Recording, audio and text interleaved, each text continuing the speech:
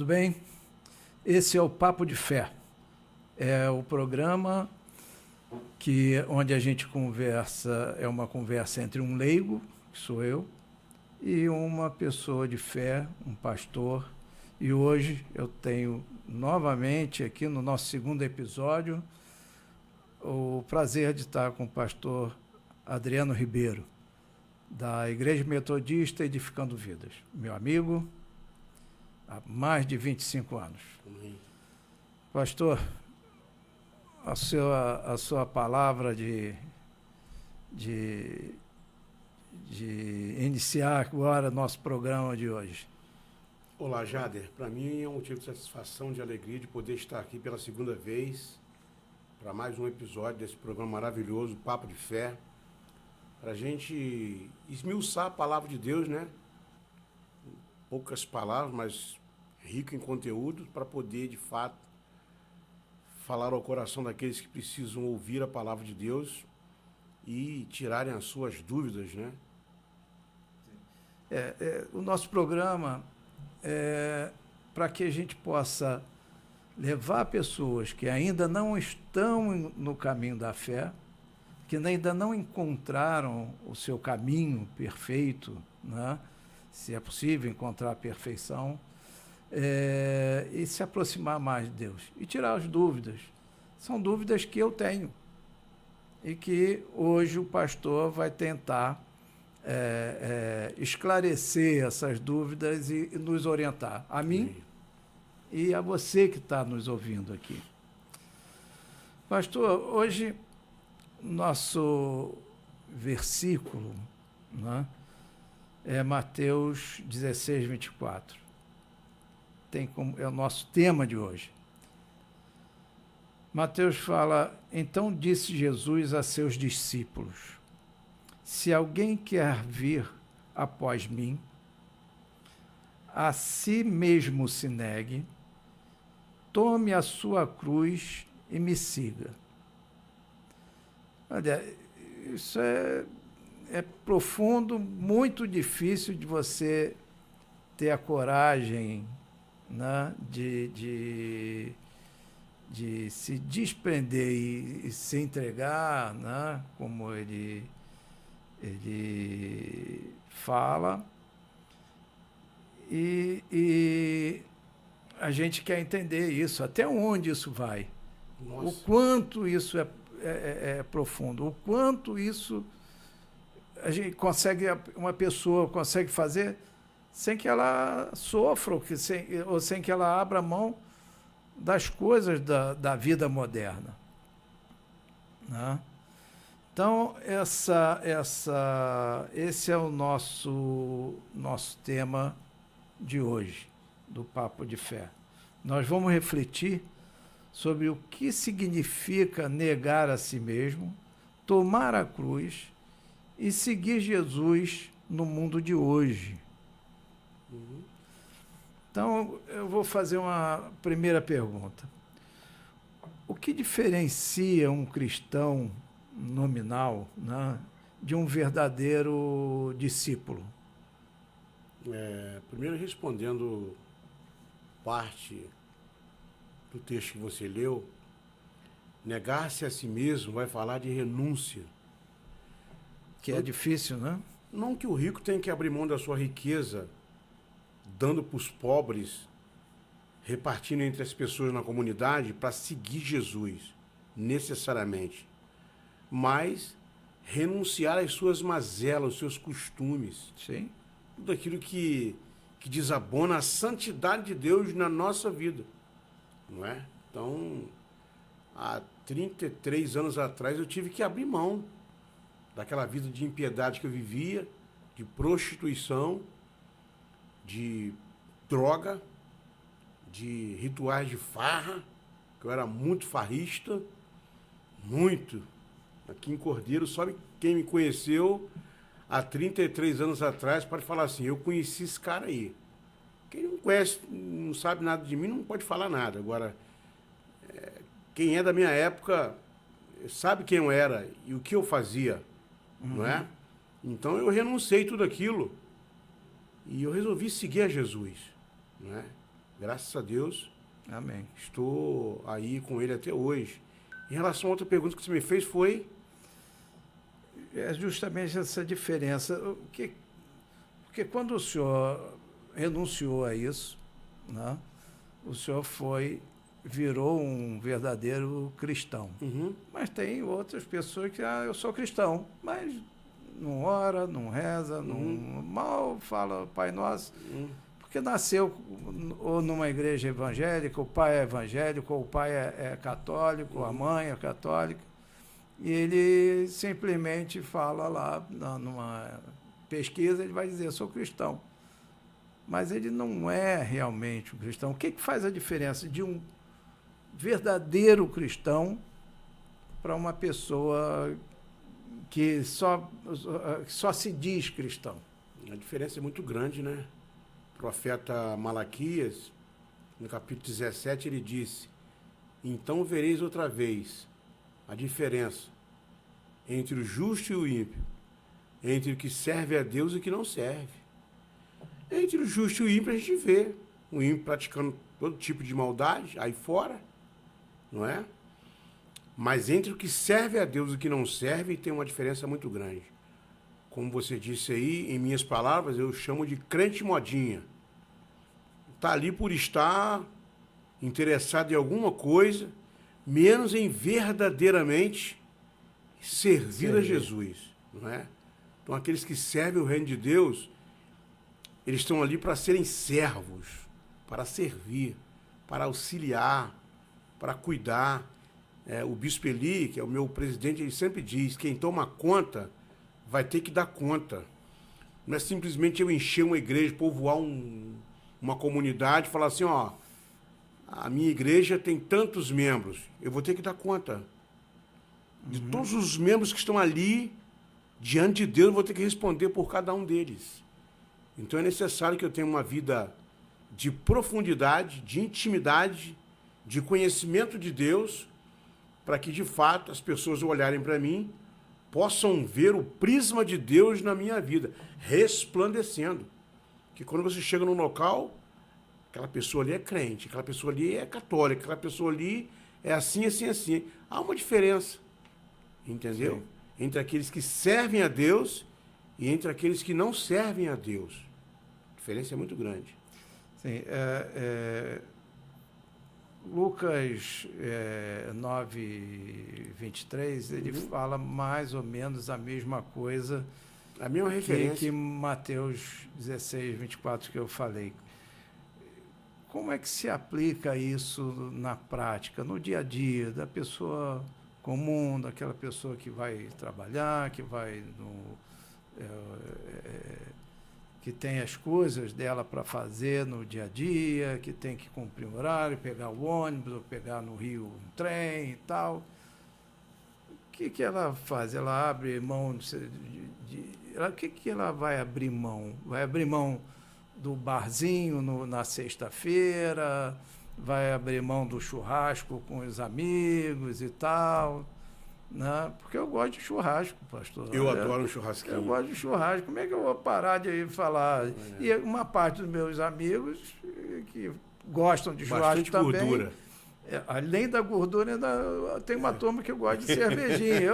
Eu não bebo, praticamente, muito difícil de eu beber. Mas, e aí, como é que eu faço? Eu não vou, eu faço uma parede na piscina lá, olha, para lá fica os que bebem, para cá os que não bebem. Como é que é isso?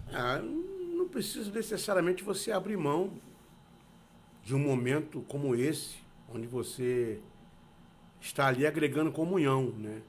Negar-se a si mesmo, tomar a sua cruz e seguir, cruz vai falar de evangelho, de vida plena com Deus, de novidade de vida, de transformação de impacto, né? E negar-se a si mesmo, como eu disse, é você renunciar os prazeres da sua carne, as vontades que a nossa carne pede e seguir a Jesus. Mas haverá momentos que você vai estar no trabalho, você vai estar na rua, na escola, em qualquer outro segmento social, e que você vai se deparar com um monte de coisa. Um monte de pessoas vestidas indecentemente, aquilo atrai os nossos olhos. Entendeu? Não vem falar que eu sou um crente super-herói. Mas você tem que segurar e ficar... É óbvio, né?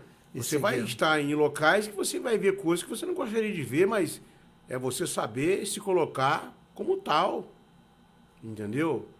Olhou uma vez, não olha mais. Vai embora, segue em frente.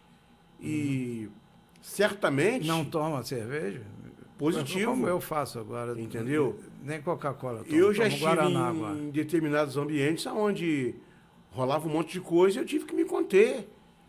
Você pensa que o adversário não me fez lembrar da vida que eu levava lá atrás? Você fazia isso, olha. Você gostava de uma cervinha. Você gostava de um gostinho. E eu tive que negar aquilo ali. Como entendeu? Jesus fez naquele episódio lá do deserto, não é? Sim, positivo, bem lembrado. Uhum. Ele renunciou àquelas coisas todas. Ele foi tentado pelo diabo. Se o próprio Jesus foi tentado pelo diabo, você não vai ser, eu não serei, nós não seremos? É óbvio que sim. Agora é necessário, para isso, voltando lá atrás no primeiro episódio, viver uma vida de oração, que vai te estimular a uma vida de conhecimento de Deus, de leitura diária da palavra de Deus, a Bíblia Sagrada, que vai te edificar, vai consolidar você a viver o novo de Deus na sua vida. Entendeu? É muito importante. Sim. Quais são Então é importante a gente levar a palavra e os ensinamentos de Deus. Então você pode eventualmente estar com os amigos, alguns tomando cerveja ou não, e em casa batendo papo, né, ou até mesmo num bar, e você falar de Deus. Uhum. Né? Não tem problema nenhum.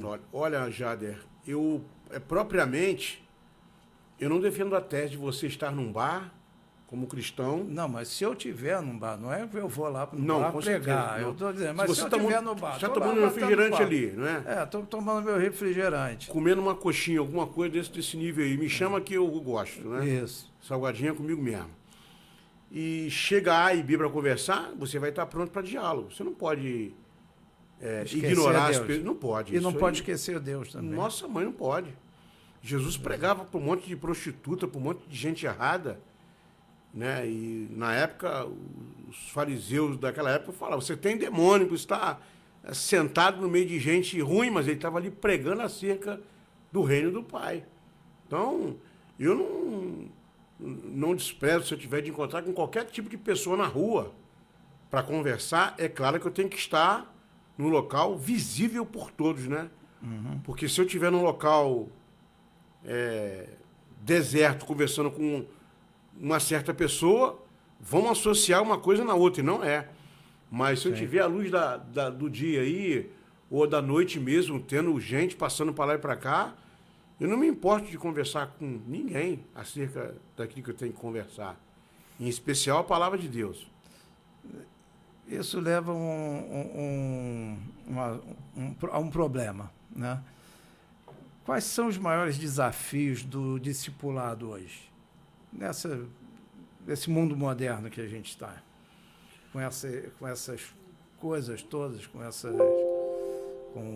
a necessidade do trabalho, a correria do dia a dia, o pouco tempo das pessoas, né, muitas pessoas trabalham 10 horas por dia, 6 dias por semana. Quais são as dificuldades? Uma das primeiras dificuldades é você conseguir, além de convidar essas pessoas, fazer com que essas pessoas vá ao discipulado. Uhum. Para isso, voltando à prática de oração. Que o que quebra as amarras do diabo é a oração. Você está orando para aquela pessoa para ir no discipulado que você vai fazer na sua residência, certamente ela vai porque você está em oração por ela, está em jejum por ela, e você vai buscar ela para poder participar de um discipulado na sua residência ou onde quer que seja. aquela, não sei, aquela modalidade de células facilita isso? Muito importante. A célula hoje, para mim, se tornou um hábito muito importante para que eu possa me aproximar das pessoas, porque eu pregando na igreja, num auditório para 20, 30, 40, 100, 300 pessoas, eu vou atingir aquele número de gente ali. Mas eu falando com você face a face aqui nesse bate-papo que eu estou aqui agora contigo, palestrando com você, eu acho muito mais gostoso, mais atraente, mais divertido, para me convencer você daquilo que você precisa fazer. É a nossa intenção a gente fazer uma grande célula aqui também. Sim, né? Aqui já é uma célula. Funcionar como uma célula e da gente poder mostrar, né, as dificuldades e alguns caminhos que a gente pode tomar, que você pode tomar para se entender melhor os ensinamentos de Deus e de Jesus.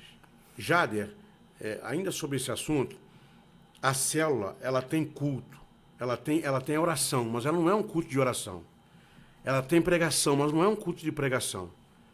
Ela tem louvor, mas ela não é um culto de louvor.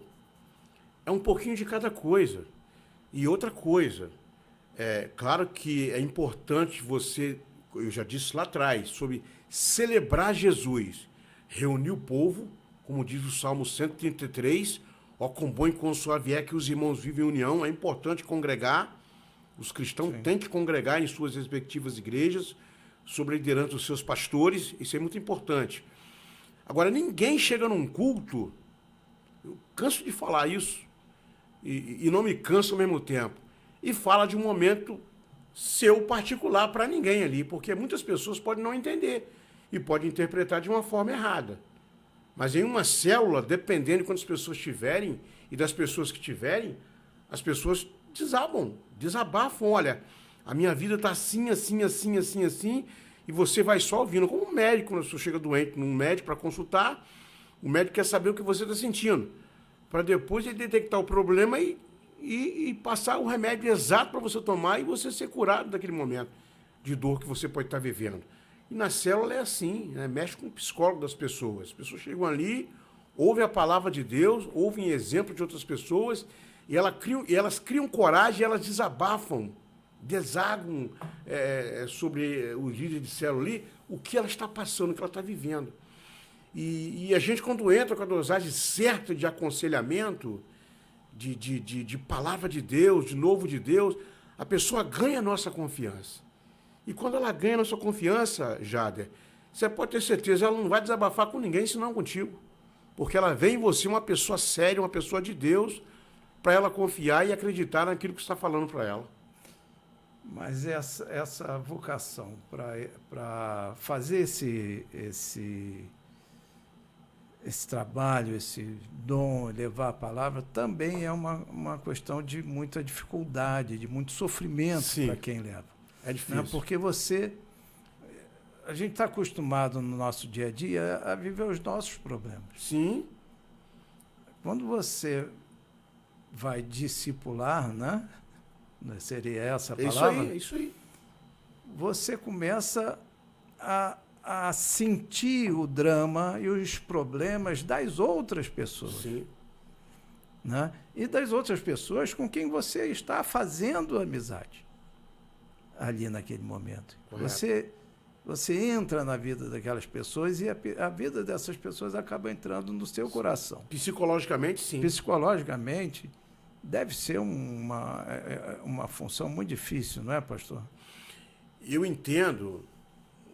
A minha igreja é pequenininha ainda, né? Neném. Eu entendo que, na minha interpretação, eu não coloco qualquer pessoa para discipular. Eu não coloco qualquer pessoa para ir em tal lugar. Não coloco.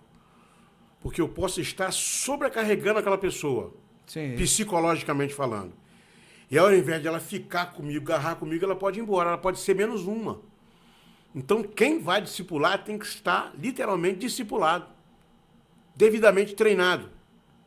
Entendeu? Porque pode não aguentar a pressão, que acontece com né? muitas células nos dias de hoje, Jader Maranhão, é que começa a vir crescimento explosivo, e às vezes crescimento explosivo com qualidade, e a gente se motiva e coloca qualquer um, vai lá e faz a célula. Eu não entendo dessa forma. O crescimento pode ser explosivo, porque é Deus que faz a obra crescer. Sim. Ninguém tem maior interesse em fazer uma igreja crescer do que o Espírito Santo.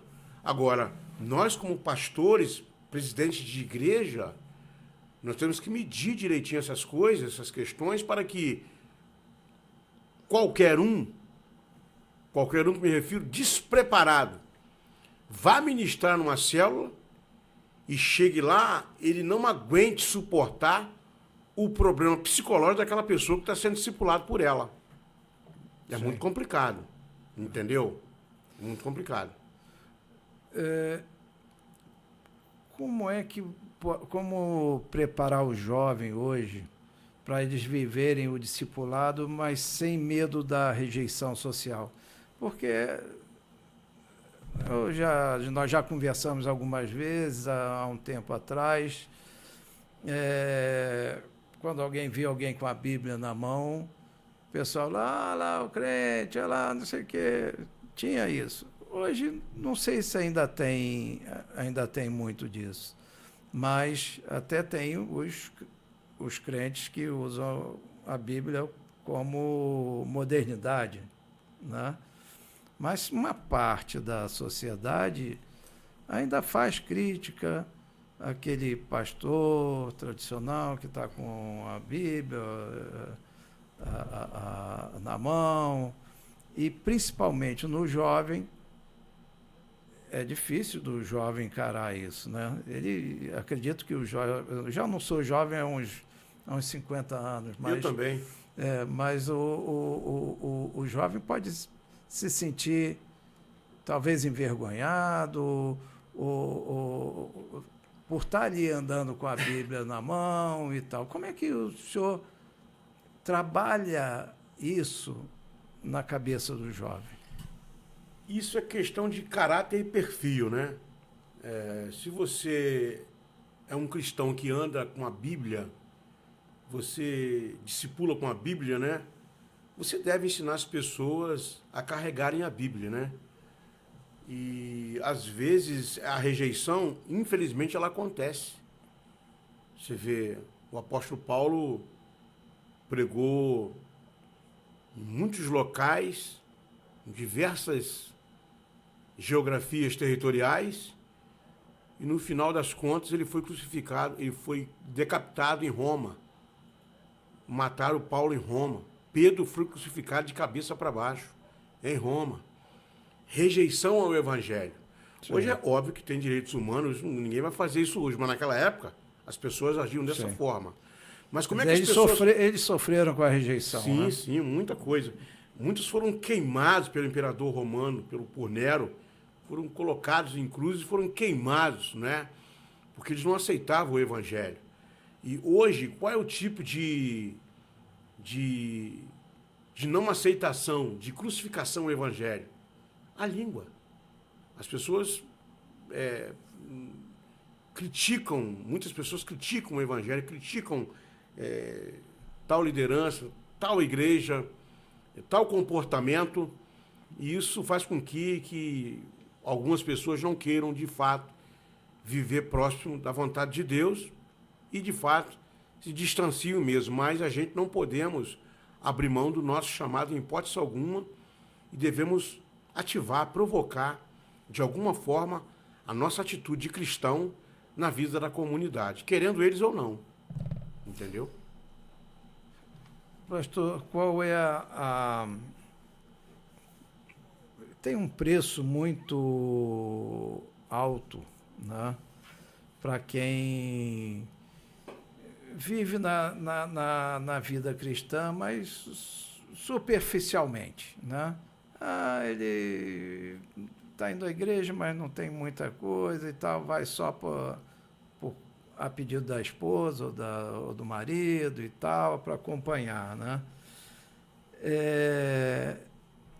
O senhor sente que isso essa superficialidade cristã, é uma dificuldade para a evolução da criação de uma família realmente cristã? Sim. Infelizmente, muitas pessoas não procuram um psicólogo, não procuram um discipulado, porque o cristão discipulador já é psicólogo nato para poder aconselhar alguém a viver uma vida de Deus. A se comprometer em ajudar aquele casal a recuperar um problema que eles estão vivendo há anos, não é? Então, a Bíblia vai dizer que a soberba precede a queda e a altivez de espírito a ruína. Muitas famílias não conversam com os seus devidos pastores, não procuram alguém de confiança no seio da comunidade para dialogar, para desabafar, para dizer o que está passando, o que está sentindo, e vive uma falsa aparência de cristianismo. Na verdade, é religiosidade, porque de cristianismo não tem nada, entendeu? Como eu falei com você anteriormente, eu defendo o cristianismo e não a religião. Eu sou um homem religioso, porque eu estou frequentemente na igreja e tento dar testemunho de religioso. Porém, eu vivo o cristianismo. A palavra de Cristo está em mim, viva, rema, palavra revelada. Então eu preciso sim, às vezes, de chamar minha liderança, mesmo estando distante de mim, lá em Nova Iguaçu, falar: bispo, olha, está acontecendo assim, assim, assim, o que você pode fazer por mim? Qual é a palavra que você pode me dar aqui? E eu tenho sempre uma palavra de fé vindo dele para a minha vida. O bispo Eli é um homem de Deus e está sempre me orientando: Adriano, é assim, assim, assim, assim, que você precisa fazer. É desse jeito. Então, eu não me nego a chegar para ele e explicar o que está acontecendo comigo. O que mais mata a família cristã hoje é a falta de diálogo, né? De chegar e se abrir e falar o que de fato está acontecendo.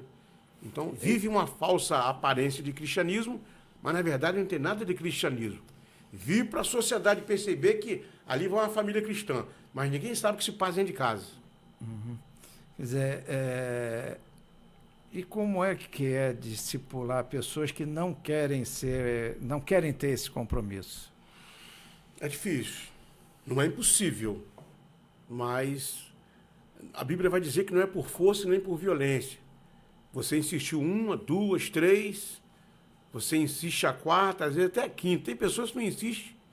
O bom do discipulado de célula, a diferença da célula para as demais igrejas que não são célula, eu vivo isso na minha vida. Uhum. É que um discipulado de célula, um discipulador de célula, se o pastor não visitar ele está lá na igreja. Ele vai na célula. Uhum. Ele não larga o osso. O pastor visitando a casa dele ou não, ele está sempre na igreja, ele está sempre firme. O membro não. O membro que está acostumado a ser cariciado pelo pastor, pela família do pastor, o pastor não veio na igreja, não foi na minha casa, eu não vou na igreja. E ele faz pirraça mesmo e não vai. Uhum. Porque não vive a palavra de Deus. Ele ouve, mas ele não guarda. Mas um discipulador celular, uma pessoa que discipula, uma mulher que discipula, um homem que discipula outras pessoas, ele não se importa se o pastor vai falar com ele, se não vai falar com ele, se vai visitar ele, se não vai visitar ele. Ele está ali focado em querer ganhar uma vida para Cristo, e ele passa por essa dificuldade de querer discipular uma pessoa e a pessoa não querer. Aí é só oração mesmo. Já. Mas isso seria por causa da modernidade, né, do nosso mundo de hoje, né? Sim, né? Isso tem ativado e provocado muitas coisas no coração, em especial dos jovens, para que eles não venham à igreja. Muitas igrejas hoje, as pessoas usam celular para poder acompanhar um texto bíblico, não carregam bíblias, né? Outros carregam bíblias pequenininhas. Hoje em dia, eu sou contra, assim, as pessoas não carregar a Bíblia é errado, mas se você lá do púlpito chamar a atenção também, você bota um novo convertido para fora. Ah, você não trouxe sua Bíblia por quê? Vai orando, vai ministrando, uma hora ele vai ser como você, porque nem todo mundo vai ser igual a você. Eu já falei, falo com todo mundo hoje, eu sou quase chato que eu sou fã da inteligência artificial. Correto. sou fã, estudo e tal, e tenho tido progressos pessoais e intelectuais por conta desse estudo que eu faço, que eu tenho feito, e aconselho todo mundo, aconselho você a pesquisar, estudar sobre inteligência artificial. Tem centenas, cada dia tem mais inteligência artificial, mais site GPT, DeepSeek, Grok, Gemini, tem um monte. Estuda isso, que vai ser importante para a sua vida hoje e no futuro. Aí, então, falando sobre o jovem, principalmente, eu fiz uma pesquisa e vem uma pergunta da inteligência artificial. É um videozinho que o nosso técnico está com ele na agulha e você vai ver, né? Então, vamos lá. Vamos à pergunta. Olá, pastor Adriano. Como você orienta a sua igreja com relação a vício na internet? Nossa, boa pergunta. Da inteligência artificial Sim, tem que ser sim. boa. Ótimo. A internet, como eu disse outrora, é um poder de visibilidade, de comunicação muito forte, né?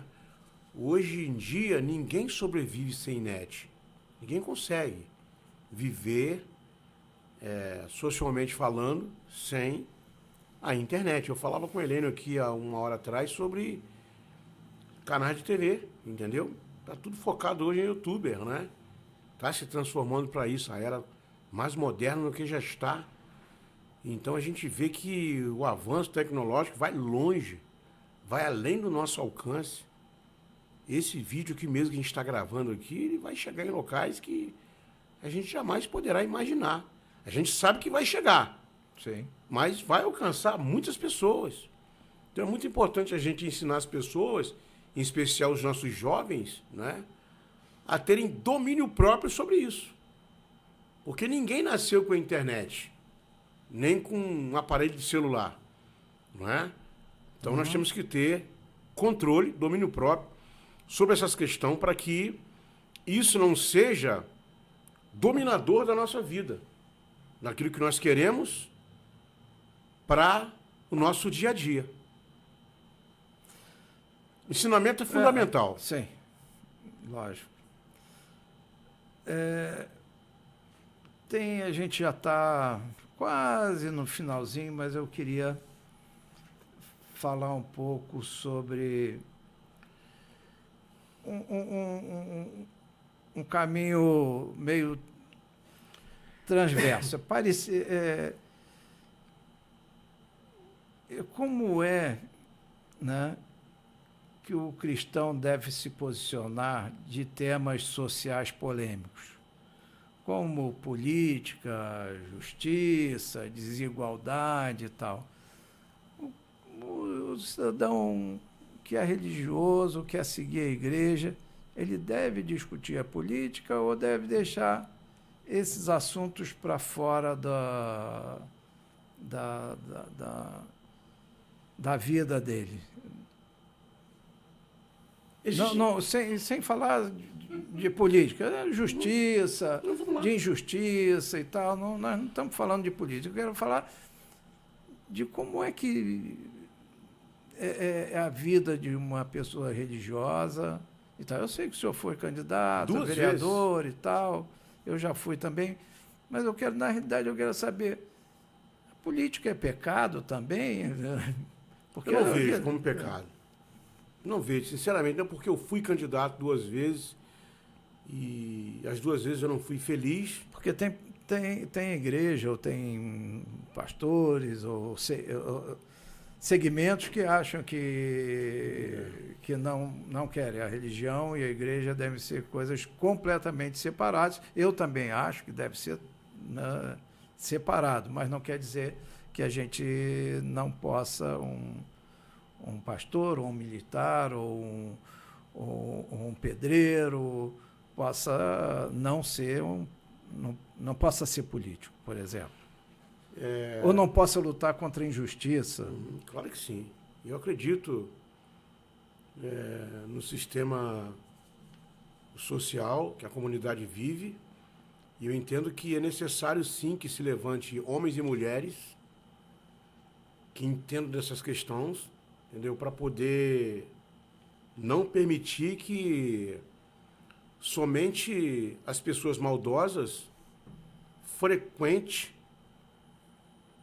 os locais de alto nível sobre um município, sobre a comunidade, não é? Você vai permitir, ou a comunidade vai permitir que a vida inteira lá se sente um governante má, que maltrata, que pune a comunidade, que desgraça com os mais carentes, como foi aquela parábola de Jotão lá no livro de Juízes, que uma árvore falava para outra: olha, a videira reina sobre a minha vida. Sim. Deixaria eu de fazer a minha vontade para reinar sobre vocês? Até que as árvores chegaram num consenso que o espinheiro deveria reinar sobre ela. Meu, o espinheiro provoca sombra. O espinheiro, quando ele entra no casco de uma árvore, quando ele entranha os seus espinhos venenosos, ele sufoca ela. Desculpa te falar, mas a gente tá cheio de governante assim no nosso Brasil. Gente que entra no governo e fica ali na teta da vaca, desgraçando com o povo, matando o povo. Sim. Aí você vê um crente falar que não, porque a política é do diabo. A política é do diabo. Será que foi o diabo que criou a política? Será que um cristão ele não pode entrar lá e não se corromper? Não se corromper com o sistema, porque o sistema é falha, o sistema é doloroso. Mas tem muitos homens de Deus que entram no sistema e não se corrompem. Eles conseguem separar uma coisa da outra. Entendeu? Sua religião, o seu credo religioso com o seu sistema governamental de ser um vereador, um governador, um presidente da república, né, um prefeito, não é? Que não seja uma pessoa corrompida ao sistema. Porque os olhos crescem, o cara começa a ver o que ele não tinha a vida inteira, ele entra no sistema e... Sim. É aqui que... É por isso Às que vezes isso acontece. Ué, Às vezes isso acontece. é por isso que muitas pessoas estão tendo seus bens cassados, bloqueados pela justiça. Graças a Deus que você não foi em 2008, né? Sim, você eu ganhou, agradeço você não hoje. perdeu, Jader. Você ganhou, você não perdeu, graças a Deus. Mas o assunto não é exatamente. Eu saí um pouquinho eu quero saber, clima. Eu já entendi. Então não é pecado e a gente deve lutar contra as Sim. injustiças. Tem como a gente atuar, como eu disse, Independente de ser dentro ou fora da política. positivo, tem como sim. Sim. Vai depender de quem estará exercendo tal função. Que nem todo mundo tenha o mesmo pensamento, a mesma visão, a mesma firmeza para poder entrar num sistema e não se corromper. Sim. E ser cristão. difícil. Ser cristão de verdade. Mas tem muita gente boa. Sim, Aí. tem muita gente boa. Mais uma pergunta antes da nossa pergunta final aqui. Com essa dificuldade toda, essas injustiças, essas coisas e tal, que não são de hoje, já existia isso antes de Cristo e depois de Cristo, né? Mas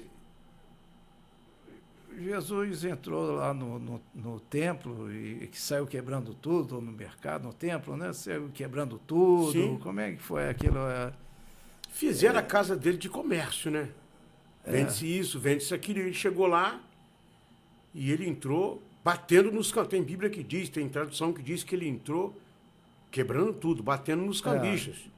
Porque eles fizeram a casa dele de comercialização. E não podiam. E, infelizmente, a gente vê essas coisas acontecendo nos dias de hoje também. Aí é que é a pergunta. O que Deus diria sobre a igreja de hoje? De um modo geral. Ele estaria satisfeito ou ele ia dar uma bronca em alguns mais lideranças e tal, mas eu tenho certeza que ele ia gostar, né? Porque primeiro é levar a palavra, e as igrejas todas que eu conheço estão levando, quase todas, Sim. né, pelo menos as que eu conheço, estão levando a palavra de Deus, né? Então, mas será que ele ia estar plenamente satisfeito ou ele ia reclamar um pouquinho? Ele não estaria plenamente satisfeito, na minha interpretação. Ele diria para mim, que sou pastor há 27 anos, e diria para todos os pastores de uma cidade, a minha casa será chamada casa de oração. Então, é preciso que a gente reveja os nossos conceitos de vida, veja aquilo que a gente pode fazer para mudar, não modernizar totalmente, não é? Porque a Bíblia não vai modernizar nunca. O sistema bíblico é único. Então nós precisamos ter cuidado com essas coisas, com algumas práticas que são feitas, para a gente não levar heresias para dentro das igrejas e trazer ensinamento errado para as pessoas que chegam sem qualquer tipo de conhecimento teológico, estão animados para aprenderem a palavra de Deus, estão com sede, estão com fome de ouvir a palavra de Deus, e se aprender de uma forma errônea, vai aprender de forma errônea e vai se equivocar totalmente.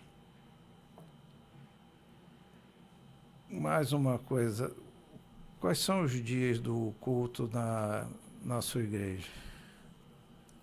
E Os onde nossos ela dias de é? E o culto- endereço também, Isso. né, que eu gostaria de... A Igreja Metodista Edificando Vidas, ela fica no Recanto das Palmeiras, ali no Retiro Poético, né?